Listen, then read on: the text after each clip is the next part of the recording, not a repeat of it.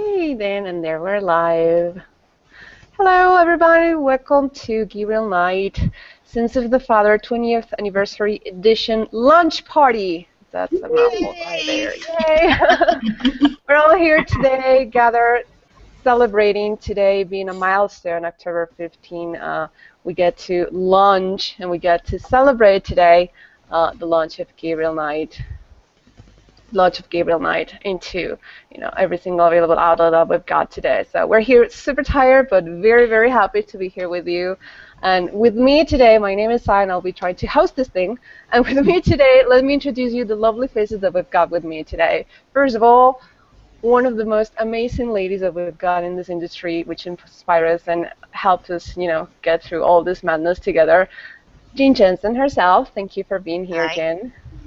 Then also we have got Robert Holmes, series composer, amazingly talented man. Thank you for being here with us, Robert. Yeah. Also with us today, we've got our lovely Katie, assistant designer for what it will be Gabriel Knight, the whole game. Thank you, Katie. And of course, we've got Cesar as well. You know Cesar.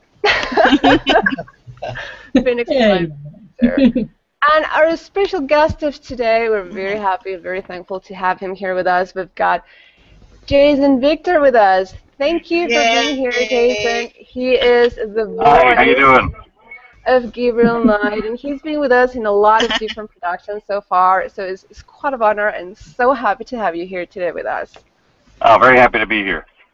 All right, guys, let's get started. So today it's going to be a day about nostalgia. We're going to be talking about all the beautiful moments that we have had so far with Gabriel Knight. So I want to hear, especially from you, let's talk about the most meaningful moments for every single one of you about the whole Gabriel Knight franchise. Let's get started with the series creator.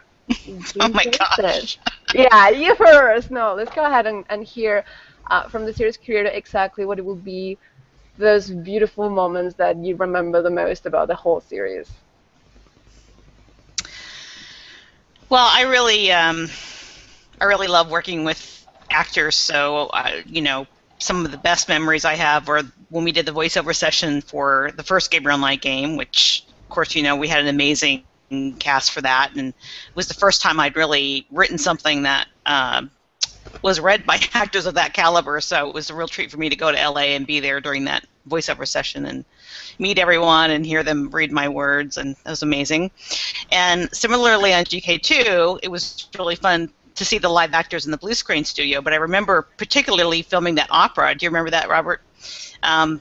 We rented a little, an old theater in Seattle, and they performed that opera live on the stage while we filmed it. And that was just amazing. I remember I was sitting in the audience, and some of the actors were sitting down there, and I actually heard somebody say, "Who wrote this shit?"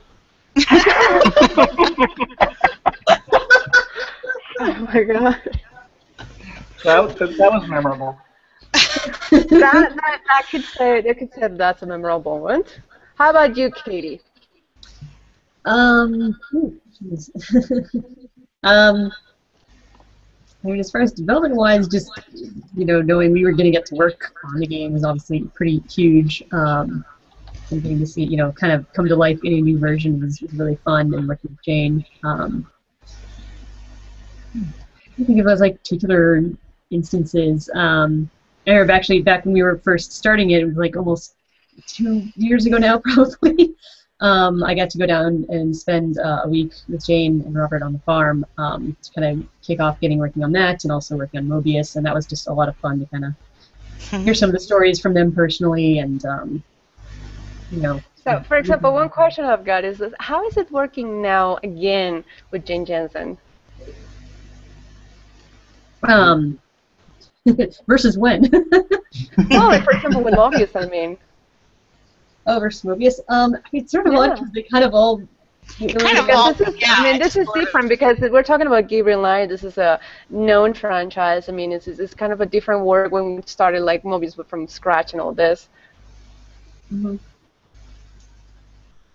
I did spend a lot of time that first summer taking all of the lines that were in Excel that we pulled out from the old game in this just enormous Excel chart. It's like, all right, figure out what line belongs to who and when it happens and reorder it because they were all random. So yeah, we didn't have the original text, so we had to basically reinvent the text based on the actual lines that we had ripped out of the game. So that was a lot of work that Katie went to. I remember that weekend that you guys came to visit, and before any of this, and we were all sitting around the table, and you guys were talking about some of your memories of Gabriel Knight and all that. And Jane and I had been so removed from that for so long. I remember, we were going to bed later, and we were like, wow, maybe we should do some more games. We had almost totally forgotten that we did that. And how about I decided to stalk you guys on Facebook. how about you, Cesar? Because I know this has been like a dream come true for you, working yet again with Jane Jensen into one of your favorite games ever. So tell me about your favorite moment so far. You mean if we're talking development-wise, I think it was just just meeting Jane and Robert that weekend at the farm. We weren't working at that time together, but it was what started it all. It's the reason why we're here today. And so Katie was driving, I remember, and I think I was sitting in the front seat, and I just kept like, okay, we're like 30 minutes from meeting Jane Jensen, 25 minutes from meeting Jane Jensen. I mean, it was so surreal for me at the time because I'm such a big fan, and that was amazing. And as far as the games itself, I think I also have to go to the opera. I mean, who writes a freaking opera for a game? That's what Robert said. That video that it lasts around 9 minutes and a half. That opera is just such a highlight for me. Like the first time that I saw that, when it ended, I was like, I couldn't like close my mouth. It was like, wow. So I really love that, and I really love the ending of Gabriel Knight 3, just because it left me sad, which is the reason why we need a Gabriel Knight 4. Hint, hint. How about you, Jason? As the voice of Gabriel Knight, what's it been like working in the game? Oh, it's like you said it before, like a dream come true. It was very, very surreal. In fact, there was this one moment where, even in between recording sessions, Jane and I are sitting at a breakfast table in near San Francisco at a New Orleans themed restaurant, and we're sitting there eating beignets and talking about the game and how we're going to do the recordings of that day. And I'm like, is this really happening? I thought it literally was a dream that I just overslept or something. But and the whole process was just fantastic too. With Jory and Julian, who were in the other room, we were in this sound booth, and the whole process, which I'd never been to such a professional studio before. And there were so many lines, just being able to get through them in 3.5 days. Every single line that we recorded is pretty much done in 3.5 days for Gabriel. So it's a real testament to how fast they can turn this stuff around.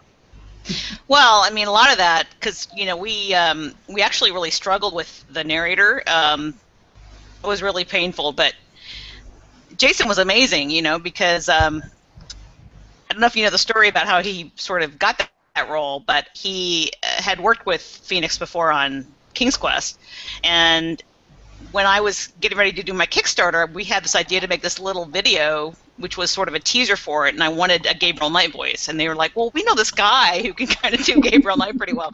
So he did a line for that early Kickstarter teaser, and it was like, yeah, that's Gabriel. So then when we ended up getting the Gabriel Knight project and we're casting it, I was working with PA Sound. They do The Walking Dead, and they have an amazing group of actors that they work with, but they sent me probably 50 auditions for Gabriel, and I was like, no, this is not working. So then I was talking about it with Katie, and she's like, well, you should at least let Jason audition for it. So I talked to Julian, who was a director, and it's like, would you want to let this guy, audition for this? He's not, he's sort of a fan, and I'm not sure how bad it's really done.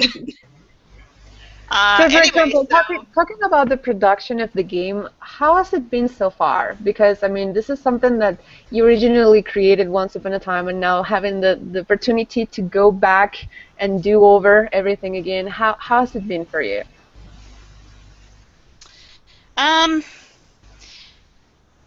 think the first, 3 or 4 months were just like, oh yeah, I remember this, because I hadn't actually played it since it shipped in '93. You get so tired of it, you see it like every single day, 12 hours for months and months, and so it really brought back a lot of memories. And I think it was the same for Robert, of just hearing that music and going and go, yeah, I remember this. That was. Or I have to admit, there were, especially going over the script. It was like, oh yeah, that was a funny line. At least I can make myself laugh, if nobody else. I don't know. So, for example, about the few things that we included new into this new game, what were the decisions behind that? Like, for example, the puzzles and all this? Well, initially when I was talking to Activision about the remake, we wanted to add something new in every single day. There's 10 days in the game, and sort of spread the content out a little bit more evenly in case we decided to do episodic, or at some point wanted at least the option of you being able to buy a chapter at a time on iPad or Android. So just the fact that I just kind of wanted to add one new puzzle or new environment screen in every day. So there's pretty much one for every, like in the castle, when you go into the library, there's a new puzzle there, and it's a pretty short day, so I had limited places to put it. But yeah, just I would think that if I had been a fan of it and was replaying it, it would be fun to just come across something new, basically. And Robert, how was it for you, working again with something you worked so many years ago now, having to remaster everything until this new edition? How was that process for you? Well, it was kind of challenging, actually. It was great to go back and listen to the music, and actually, for the most part, I was still pretty happy with a lot of the things I had done back then. But it was difficult because, and I've seen people, make comments about this. We sort of had to decide what line were we going to walk in terms of how. For me, it was how much should I change this music, or how much, should I evolve it, or should I just sort of recreate it as it was? And I think I came to the decision that if this, really is sort of an anniversary edition, that it should, more than anything else, the music should represent what it was originally. And so I tried not to change it too much, and we did sort of have to go through several rounds to do that because just created some interesting problems. But my in general, I'm pretty happy with it, and I guess my funniest experience this time around with the music has been, Jane and I sort of hang out and work together a lot, and she when she's playtesting, she's going to hate me for this. When she's playtesting, that's why we love you, Robert. Tell us all the dirty laundry.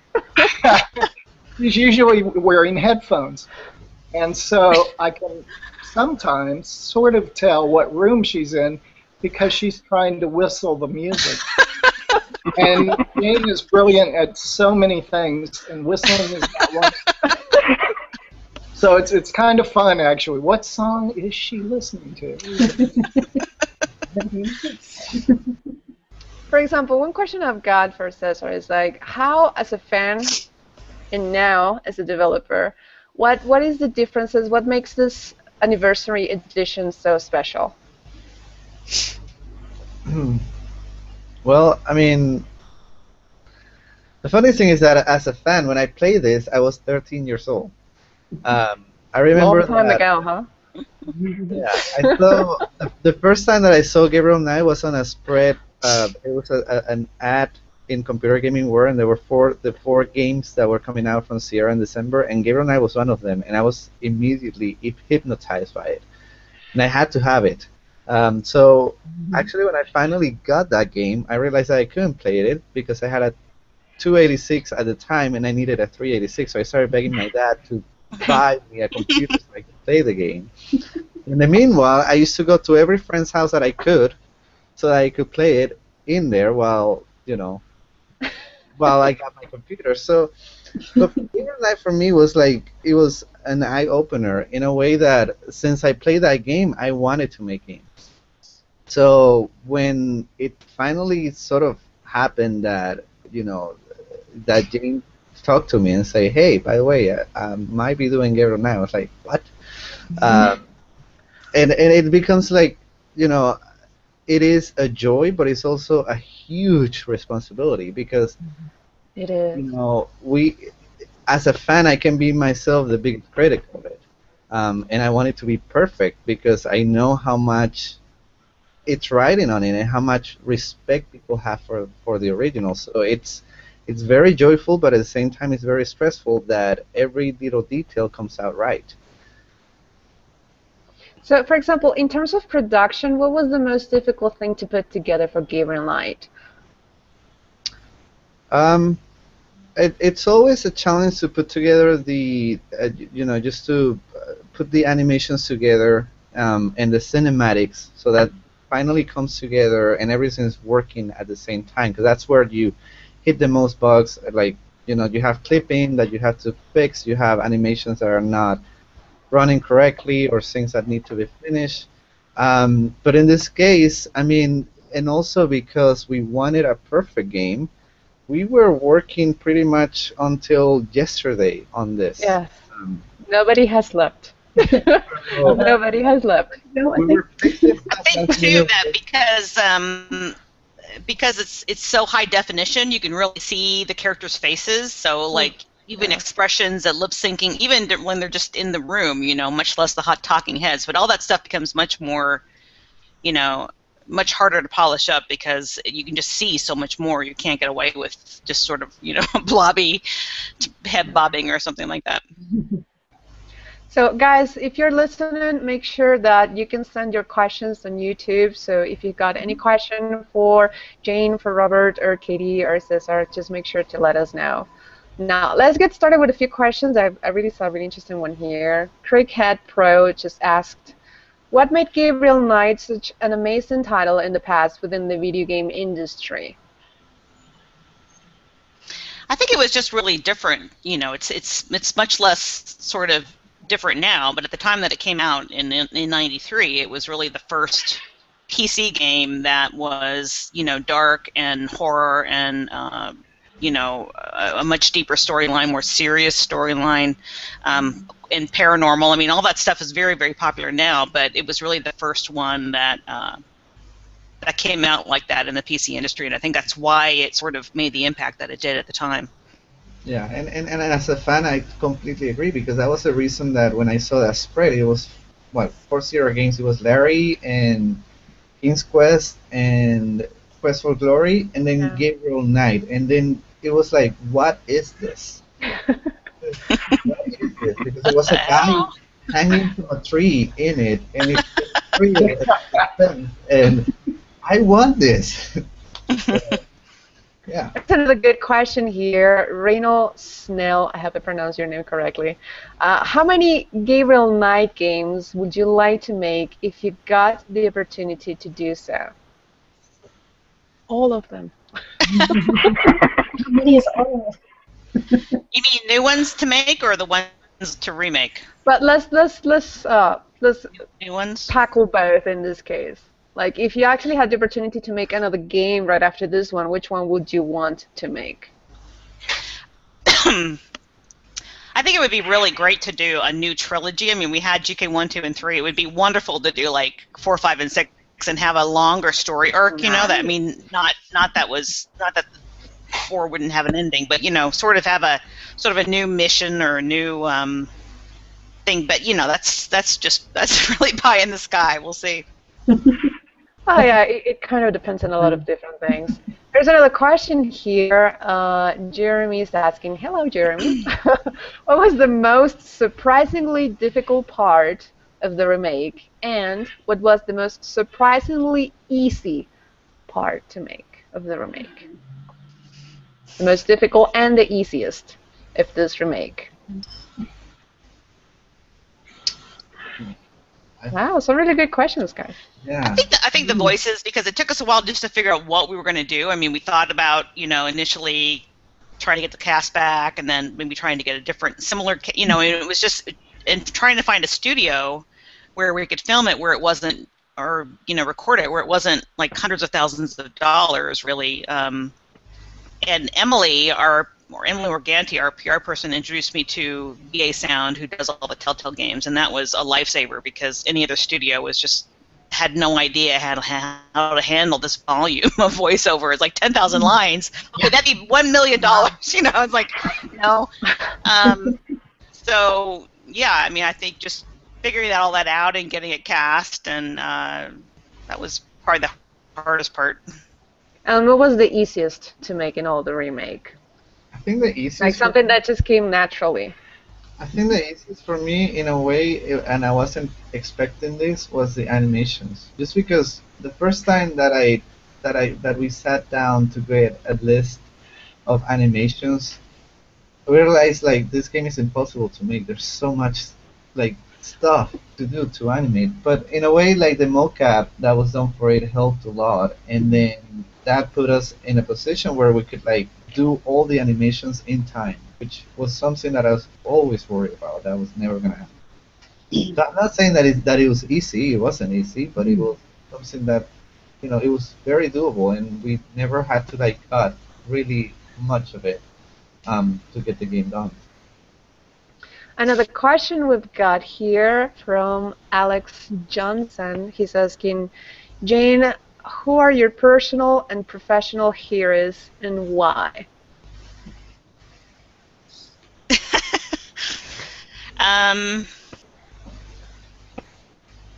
I guess professionally, I really admired Roberta Williams when I started working at Sierra, and I learned a ton from her working on King's Quest VI.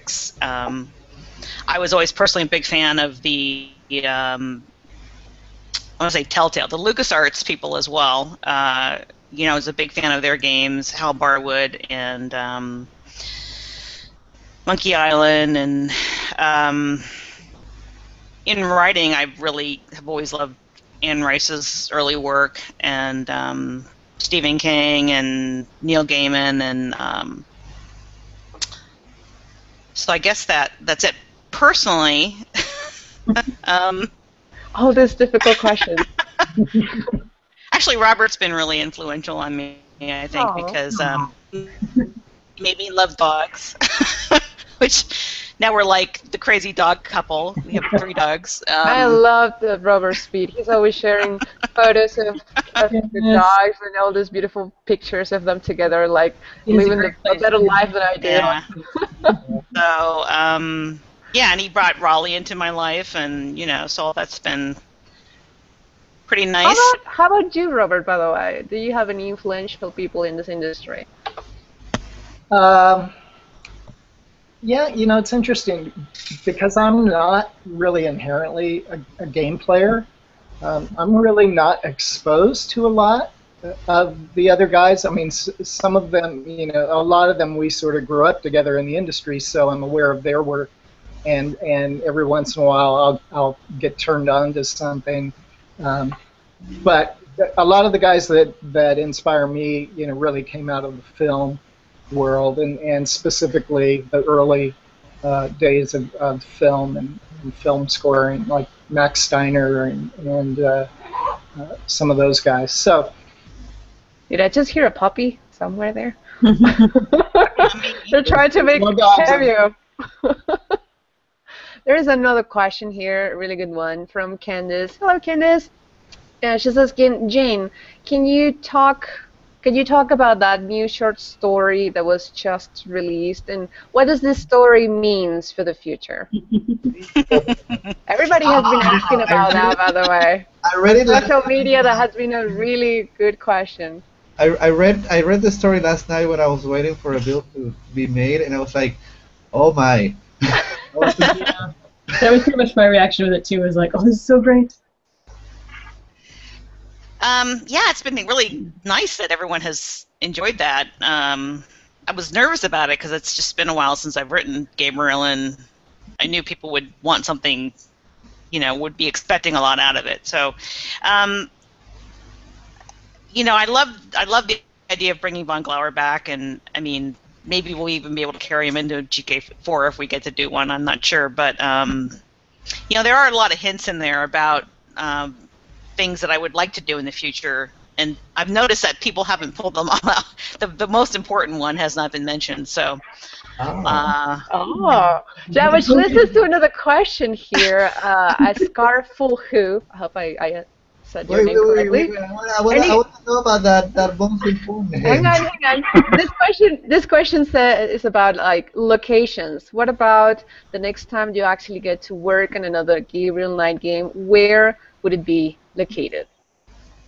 Well, as I mentioned, we don't actually yet have a contract with Activision to be able to do that game, and hopefully. Well, important little detail, right? Just a small detail. Hopefully, with the rebirth of the Sierra brand there, and the renewed interest there, and also hopefully if this GK game does well and gets good reviews and all that.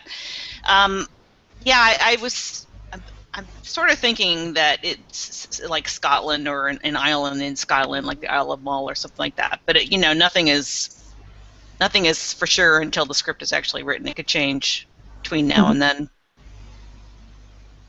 All right. Let's see. This question goes for everyone here. From Rinka, asking, apart from Grace and Gabriel, what are your favorite characters and why? Don Glover to be mine, because he was awesome. He's really one of the best villains that I've seen in a game, because you never get to hate him, really, and you should, but you don't. And then you realize that you need to hate him, but it's such a well-developed character. How about you, Jason? Besides Grace and Gabriel, you cannot say yourself. Grace and Gabriel, I gotta go with mostly. Because he always that always made me laugh, and there was also a few twists in there that I don't want to give any spoiler alerts, even though it's 20 years. But it's very he just always makes me smile, especially the original performance was Luke Skywalker, for God's sake. And Jason, if you actually had the opportunity to picture Gabriel starting in a new place in a new Gabriel Knight, where would you want to take him? Oh, in a new place. Oh, let's see. Well, Scotland actually sounds really nice. Yeah, Scotland sounds really neat. It would be neat to kind of visit New Orleans again, though, like to kind of see what's happened since, like kind of go back. But that's not really a new place. But oh. All right. This question goes for Robert. Brandon is asking, Robert, what was your best musical experience making the music, and what was the worst? I'm guessing about Gabriel Knight. Stay rocking. Boy.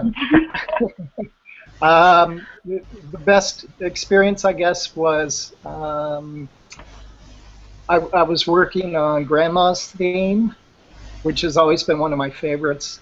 And it was like late in the evening. I think Jane had already gone to bed, and I was working on this, and I played it back, and I actually, just really had such a warm sense, and had an experience that sort of, my memories of my mom were really in the room, and she was there listening. So that was really cool. My worst experience, I think, was the main theme. The main theme? The main theme. That thing is just such a beast, and everybody knows it, and we all know what it's supposed to do. And so I had to do several versions of that before we could get it to behave. But it ended up okay, but it was kind of painful. Wow. We have got a question.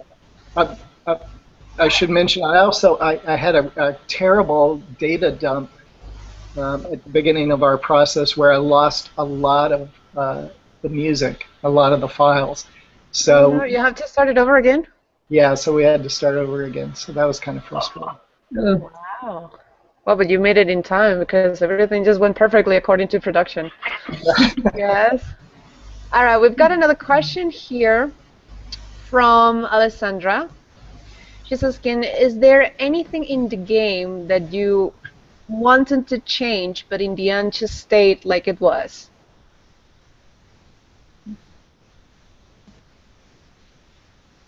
Katie, Jane, deciders? Question. Anything that you meant to change, but in the end probably just decided not to change? I think we lost Jane. Jane, we lost your audio. Can you hear me? Can you hear me? There Yes. you go. Okay.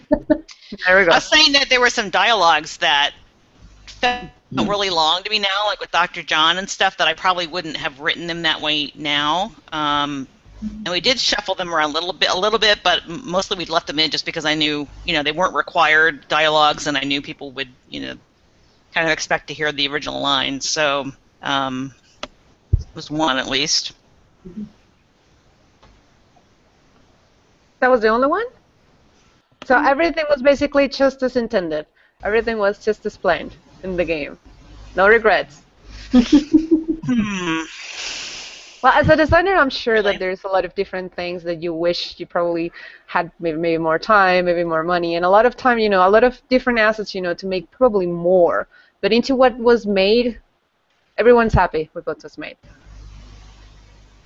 Yeah, I mean, I think, I did get to add some new stuff, and I didn't want to change it too much, because, as Robert said, or as Cesar said, you don't want to, you can't fuck with it too much because it just will, they won't take well to that. So I think it was a good balance of trying to keep it true to what it was and still adding in a few new surprises.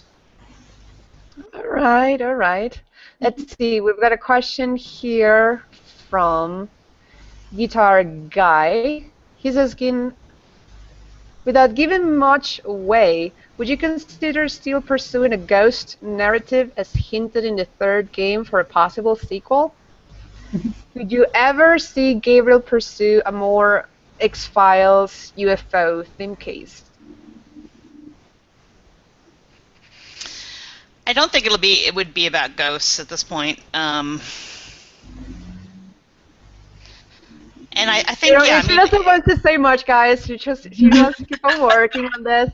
She wants to keep on doing stuff, but we don't know yet what we can do so far. So let's see. I can say that I did read a ghost story, but the new story is so much better. I agree. Let's see. We got another question here. I had a question for Jason. Yes, here we go. From Knowledge J. I'm probably killing everyone's names today. Jason, did you go back to the original game in preparation for voicing the remake, or did you just approach it with a new interpretation and not be influenced too much by the original? So the answer to both questions is yes. There were some lines that we were like, okay, if I say this any differently than what was originally there, like everyone's gonna say, that's not how it goes. But like if you ask it any other way, then what can you tell me about voodoo? Then everyone's gonna explode. We have to do that on the stream. You have to do it that way. You can't do it. So I looked at some of the reference, like just to look at some of the, now the whole game can be watched on YouTube from beginning to end. So I was able to get to it that way because I didn't have a computer that could run it. And then there were some other lines that was just more of a natural flow in the context of what was happening in the scene. Jason, I have a question for you, which I've been meaning to ask you. This is probably intimidating to be asked in the stream, but were you intimidated because, Tim Curry used to be the original actor for Gabriel Knight. Were you intimidated to take on the role? Terrified, because my first reaction as a fan, like I swear, my first reaction as a fan was, oh, they didn't get Tim Curry. I was like, but wait, you're the guy. Like you're the guy. Like, just be happy that you. So now I was like, oh, that's my first reaction. Everyone else is gonna say, oh gosh, and then so hopefully I did enough justice where it's not, where where it makes sense for the character and that people enjoy it. But it was very intimidating. And Tim Curry has such a great deep voice. Like the drawl that he has in that, it was just perfect. So definitely a lot of respect.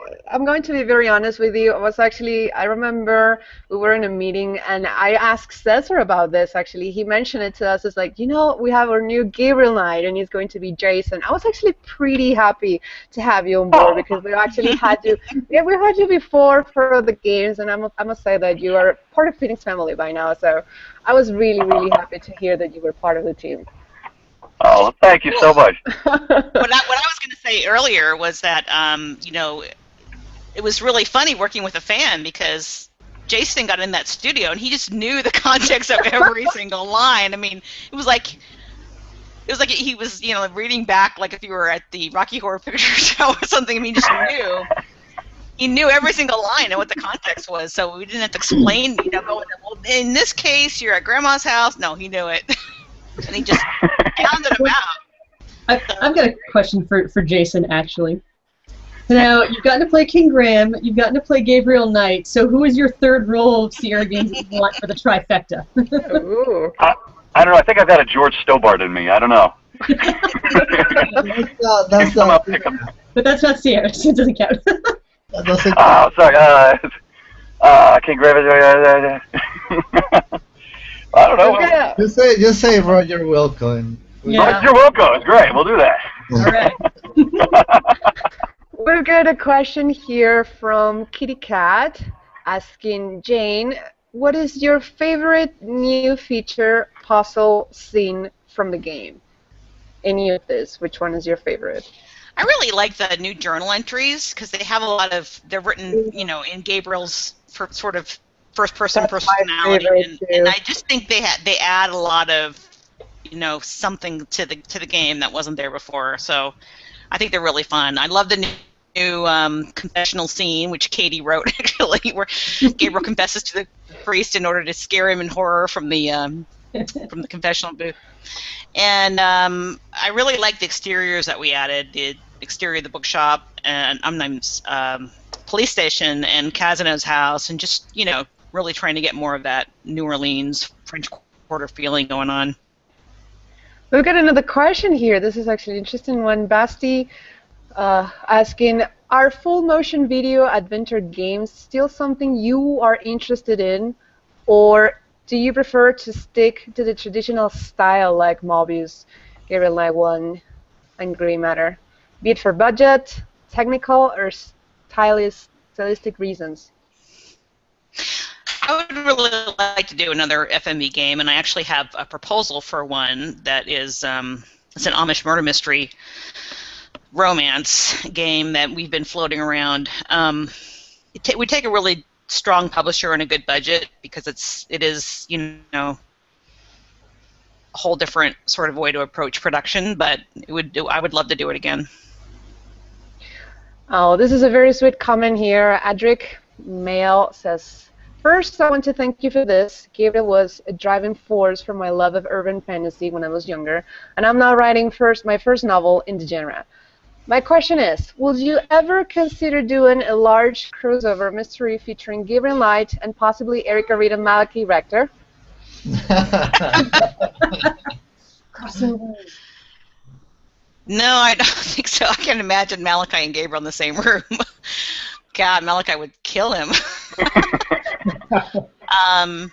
And Erica would probably I feel like Erica would just kind of like walk out on both of them and be like, oh, Yeah. forget it. I don't think so, but I'd love to do more with Malachi and Gabriel separately.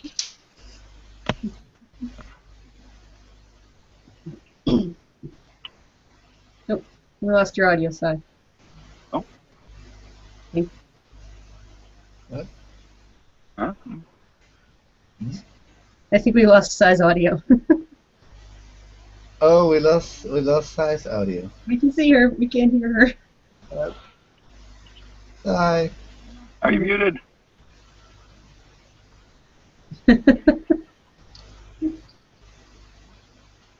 So, how's life? Everyone's day going.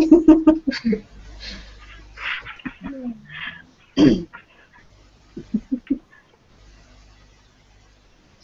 don't know that you can hear that you look. I don't know Okay. if you can perfect. Si, can you hear us? Oh, No, She can't hear us. Okay. maybe she can What forward are the it. questions? Questions to Can Katie. you did you see the questions? Oh yeah, if you want to type the questions over here, so in the meantime we can do that. Yeah. I can look over There's the a comments. question, and see that. Jane. If you had to choose another Sierra game to remake, what would you choose? I think it would be fun to work on a Laura Bow game. I really like sort of that cozy murder mystery thing, and it was actually a proposal for one that I did a few years back that was based around the Titanic, which would be kind of a fun one to do with a Laura Bow. You know, be set before the games that did come out, wouldn't it?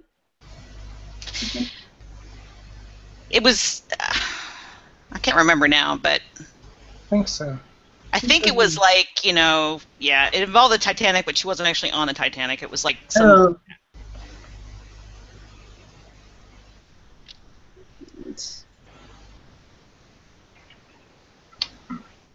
With the possibility of GK4 riding on the success of the remake, how successful does this game need to be business-wise? And if for some reason Activision isn't interested in GK4, are they amenable to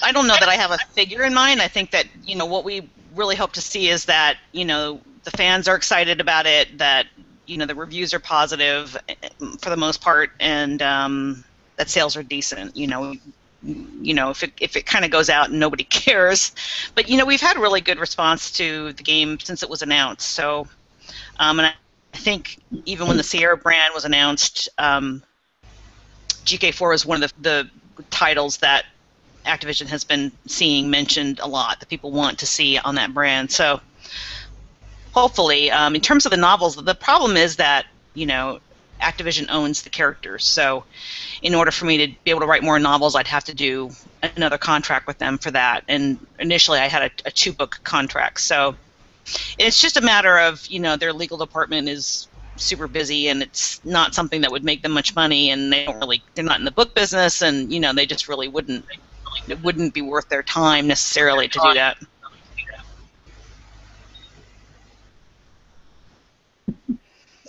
Okay, some of the other questions. So I have one story I wanted to tell since we're waiting on Say. This is sort of funny. A couple of years ago, right after Christmas, I had this weird medical incident where I came downstairs from the bath and I was like, why is there a Christmas tree up? And, you know, I had basically no short-term memory. So Robert rushed me to the emergency room, and I had this, what is it called, temporary amnesia or something? It's like global temporary amnesia. It was for like 12 hours, I couldn't remember anything that had happened like in the last few months, much less the last few minutes. So there we are in the ER, and every time I sort of like look at Robert, and I'm like, you know, he's trying to explain to me what our life is like. You know, we're living on the farm, and we're working on, you know, these games, and we did a Kickstarter, and we're, you know, working on Gabriel Knight, and the weird thing about this thing is that you keep repeating yourself because you say what you said like 10 minutes before, and you don't remember, and I'd be like, Gabriel Knight, no, honey, we worked on that game 10 years ago. No, that's not right. You know, he'd be like, no, we're working on a remake with Activision, and it's like, you know, it's like, no, every 5 minutes, Gabriel Knight, we're not working on that.